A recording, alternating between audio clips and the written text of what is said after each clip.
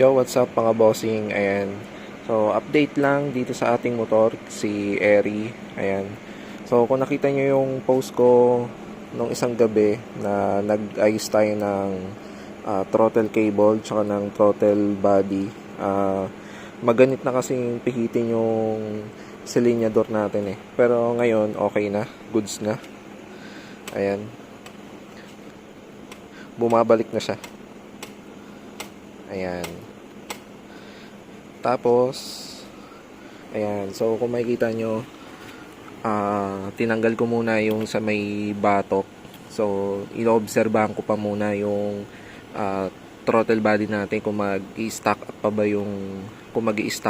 yung throttle body natin, yung throttle cable. Ayan. So, sa ngayon, okay naman na siya.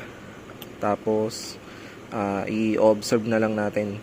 Kaya, hindi ko pa muna siya tinakpan. So, gagamitin na lang natin tong si Eri bukas pagpasok. Kasi, ang gamit ko kanina, etong PCX. Ayan. So, yun lang. Yun pa lang na may update dito kay Eri. Wala pa naman tayong bagong pyesa na ikakabit.